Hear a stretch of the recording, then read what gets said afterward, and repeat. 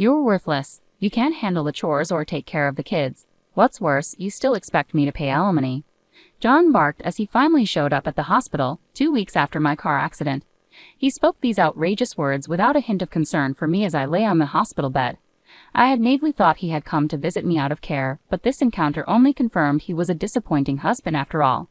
I let out a long sigh. Honestly, I had been contemplating divorce myself. I didn't expect John to bring it up today, but I suppose I should be thankful it saved us the trouble. "Fine," I replied. John was taken aback by my lack of resistance. Little did he know, I was laughing inside. I saw right through his ploy. "My name is Catherine. I'm a 35-year-old housewife living with my husband John and our 7-year-old daughter Emma. John and I met at a blind group date and got married when I was 28. He was easy to talk to, and his persistent charm won me over. John was the most attractive one at the table, and when he told me he liked me, I felt proud.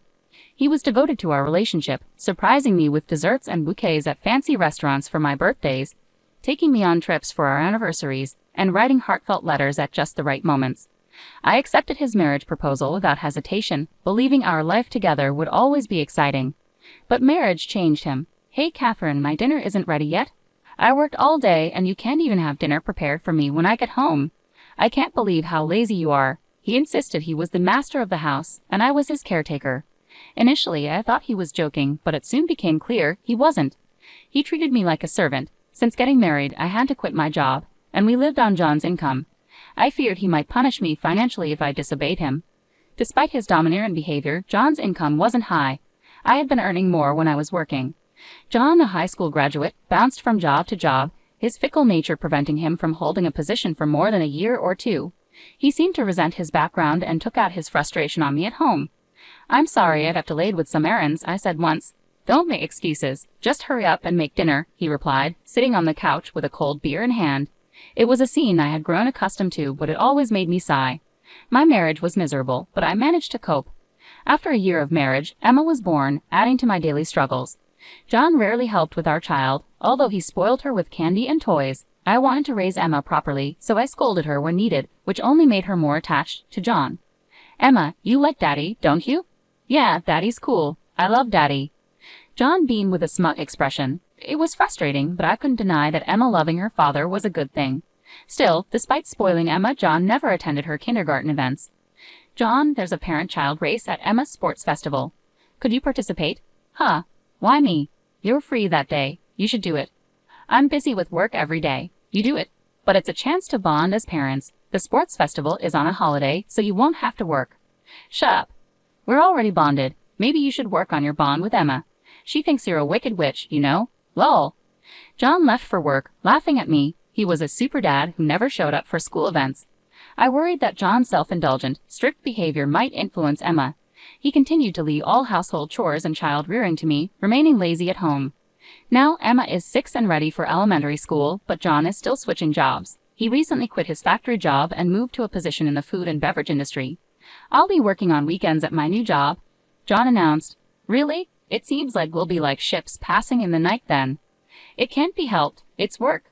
"Yes, I know," I said, actually feeling relieved. I was tired of John's weekend orders to do housework. I hated his nagging. With John gone on holidays, Emma would be sad, but at least I wouldn't have to deal with his constant criticism. "I understand," I replied. I couldn't complain to John, who was the breadwinner for our family. Reluctantly, I went to tell Emma about John's new work schedule. "I'm sorry, sweetie, but Daddy won't be able to go out with us on his days off." I expected Emma to be sad, so I braced myself for her reaction, but to my surprise, she looked unconcerned. "It's okay. Are you okay with it? He won't be here on all weekends, you know that, right?" "Yeah," she replied. "Daddy has been smelling strange lately." "A strange smell?" I echoed, puzzled. Emma nodded and went back to her room. I was bewildered. What on earth was she talking about? Recently, I'd been so overwhelmed by housework and child-rearing that I hadn't noticed anything different about John. Our marriage wasn't the same as it used to be, and I made an effort to avoid John to prevent provoking him. It might be the smell from the factory, I reasoned to myself. It made the most sense. Factories often use special solvents, so it would be natural for John to have a lingering odor. If that was the case, the smell would eventually fade. Children are incredibly honest, and that's what makes them adorable. As John had said, he started leaving early in the morning on his days off. Strangely, he also left the house every day on weekdays. If he was working on weekends, he should have a day off during the week, but he left without saying anything to me, so I couldn't tell if he was actually going to work.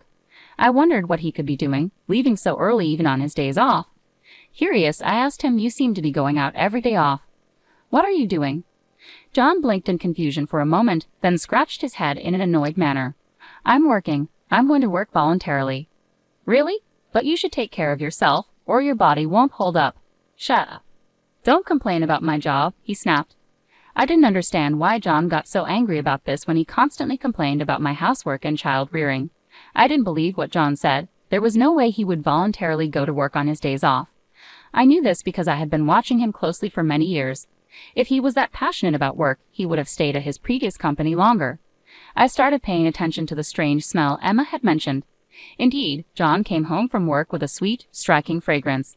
The smell wasn't from the factory. Why hadn't I noticed this before? I lamented my naivety and vowed never to make such a mistake again. From that point on, I decided to carefully observe John on weekdays when he claimed he was going to work. He seemed to wake up an hour earlier than usual, groom himself meticulously, and appeared to be in a good mood. These days varied from week to week, sometimes being a Monday, sometimes a Thursday, but it was clear that John was happy on those days. When John left the house, I went into his room to see if there was anything that could serve as a clue. I felt like a police officer conducting a search. Since I always cleaned John's room, I was familiar with it, and I didn't feel guilty. If John had left any incriminating evidence, it would likely be somewhere not easily spotted. I searched carefully under the desk and bed. Finally, in a candy tin in the closet, I found a large number of letters. "What is this?" I muttered to myself. All the letters were from the same person named Mia, properly sent through the mail. The postmark dates revealed the oldest was from 2 months ago, and the most recent was sent just yesterday. As I read through them, I found phrases like, "I regretted when we broke up, but now I really love you. I want to go back to the time when I was with you, and I love you," reminiscent of a teenage girl in the throes of youth. At first, I thought it was John's ex-girlfriend sending letters unilaterally, but then I found a concerning sentence. "I'm glad you like me again. I'm looking forward to our next date." This truly joyful sentence jumped out at me. The date on it was from last week. It seemed John was meeting this Maya girl regularly. He was definitely guilty. I took photos of the letters' contents with my smartphone, considering confiscating the letters but realizing that moving them might arouse John's suspicion. Although I had physical evidence, it felt insufficient as proof.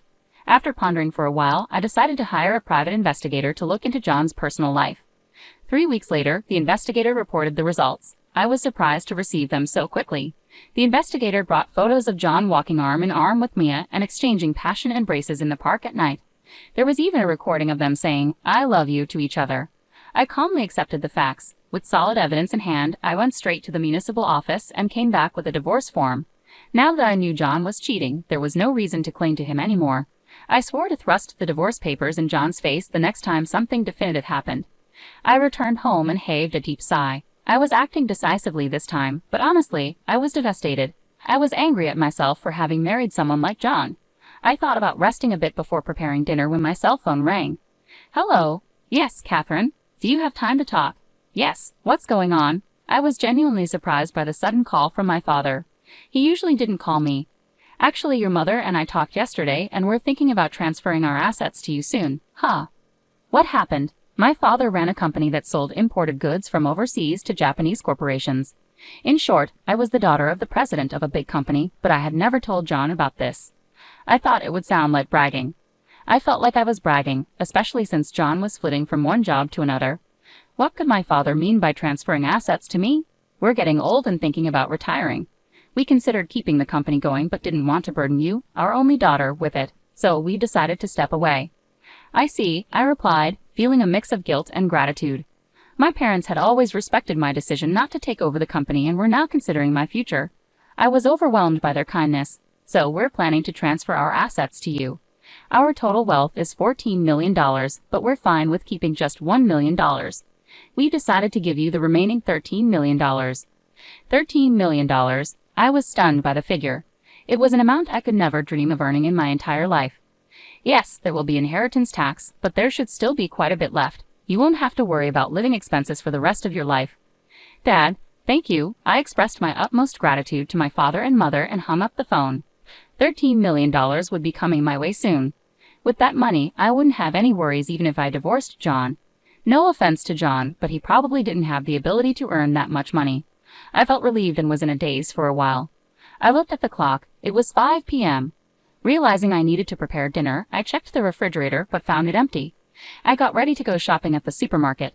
After hearing about the assets from my father, my heart felt lighter, but there was also a sense of urgency, knowing John might come home soon. I was walking quickly when the last crosswalk to the supermarket turned green, and I hurried across. "Watch out!" someone yelled, but my body was already soaring through the air. I slammed into the ground, a strong impact piercing my head. Without understanding what had happened, I lost consciousness. When I woke up, I was lying on a hospital bed. The first thing that caught my eye. When I opened my eyes, the first faces I saw were my parents and Emma. "Catherine, thank goodness," Mom said, tears of relief in her eyes. Emma was sobbing next to me. I gently stroked her head. "You were hit by a car and fractured both legs," Mom continued. "They say it will take 3 months for a full recovery." 3 months? I felt dizzy at the thought of such a long period of immobility. From that day on, I was confined to a wheelchair. Although the nurses took care of me, I felt frustration and irritation at not being able to use my legs. During my hospital stay, my parents and friends came to visit me.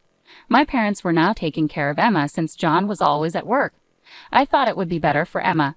I was happy that everyone came to visit, but John never showed up. I doubted his sensitivity, thinking, aren't we husband and wife after all? I couldn't help but imagine that he must be enjoying his daily life with his ex-girlfriend. However, 2 weeks after the start of my hospitalization, John finally showed up. "Hey, feeling good?" John asked ironically, even though he must have known I wasn't well. "Yes," I replied lightly, shocked by his insensitivity. "It's a mess here without you at home," he complained. John, who always had something negative to say about my housework, seemed to lack human empathy. I sighed, hoping he would at least show a little concern for my well-being. "What can I do?" "I was in a car accident," I retorted. John looked at me with contempt and said, "What are you talking about?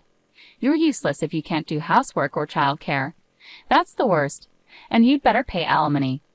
He blurted out such outrageous things to his hospitalized wife. Although I initially thought better of John, assuming he finally came to visit me out of concern, he was still a disappointing husband. I sighed heavily again. Honestly, I had been thinking about wanting a divorce myself. I hadn't expected John to bring it up today, but I might as well be thankful that it saved me the trouble of arguing. "Fine," I said, nodding. John's eyes widened in surprise. "Sure," I continued. "I know your true intentions." I wanted to say that and couldn't stop laughing inside. "Here's a divorce notice," I said, pulling out a filled-in divorce notice from a bag my mother had brought me and thrusting it in front of John's nose. "You already had this." John looked momentarily confused, his eyes wide, but he snatched the divorce notice from me and filled in his name and address on the spot. "I feel refreshed knowing I won't have to see your face ever again," he said. I wanted to tell him the feeling was mutual, but I silently watched John leave. He would probably remarry Mia after filing the divorce notice. I didn't know what kind of woman Mia was, but it felt somewhat pitiful to think she was going to marry someone as domineering and unpleasant as John. I felt like I'd done something terrible to Emma, but it was a decision I had made long ago. I swore in my heart that I would raise Emma well. For a month after John showed up, my life was at peace. The time without being nagged by my husband was like heaven to me. I was discharged from the hospital and started physical rehab. I decided to stay at my parents' house until my leg recovered. They were furious at John when they heard about the divorce, but they stopped bothering me about it when I told them I wanted to forget about him. Emma, despite not having a father, didn't seem lonely and was attending elementary school cheerfully. In the end, Emma saw through him too. Emma had noticed John's domineering attitude and perhaps no longer thought of him as her father, given how often he was away, even on his days off. Divorcing John was the right decision. I was convinced of it. But one weekday afternoon, I received a call on my mobile phone. I ignored it when I saw John's name on the screen. However, the phone kept ringing incessantly. Thinking it wouldn't stop if I kept ignoring it, I finally answered the call. "Hey, Catherine. When are you coming back?" Hearing John's voice made my skin crawl. I involuntarily asked back, "What do you mean, coming back? You remarried Mia, didn't you?" John was surprised and exclaimed, "How do you know about that?" "Did you think I didn't know you cheated? That's why I demanded alimony." "Yes, that's right, but alimony and child support. There's no way I can pay that. Why do I have to pay alimony in the first place? You never did the housework. You should be the one paying alimony." I was dumbfounded by John's argument. I had demanded alimony and child support through a lawyer, but it hadn't been paid yet. I knew John didn't have a lump sum of money, but he should borrow and pay. Yet here he was, saying something incomprehensible like I should be the one to pay alimony. "I noticed your affair and gathered evidence. Did you see it from the lawyer?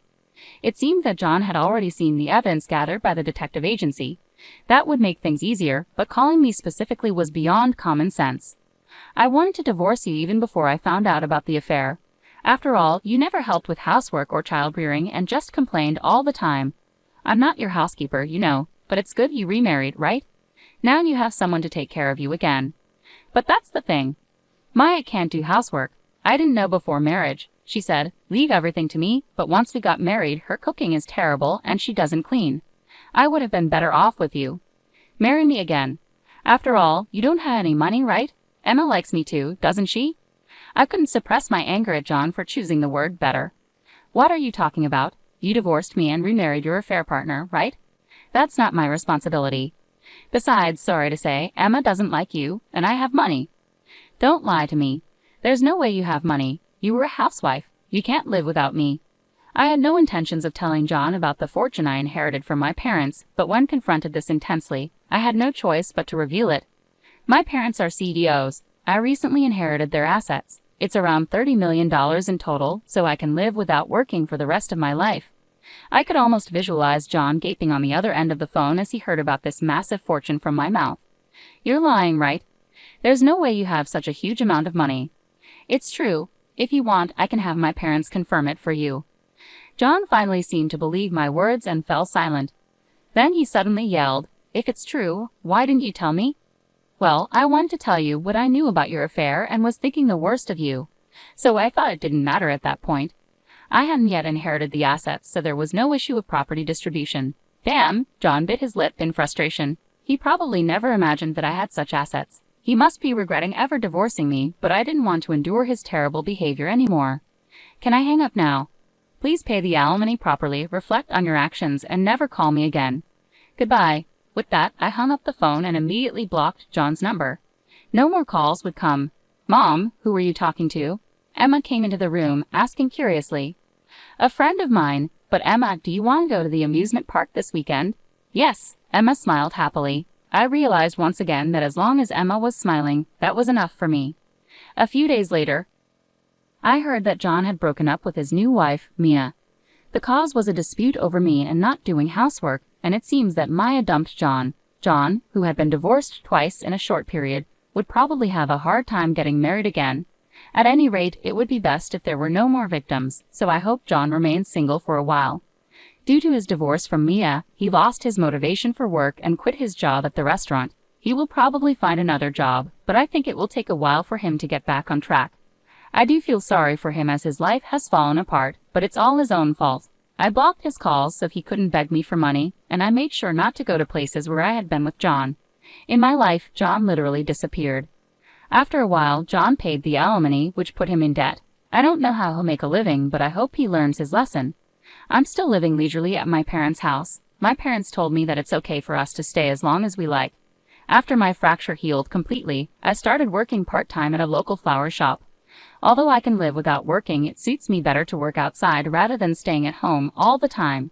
I worked diligently on weekdays and went out to play with Emma and my parents on holidays. I felt more joy in life than before. I want to continue living happily with the people I love. I savored the happiness of this moment while looking at Emma's smile.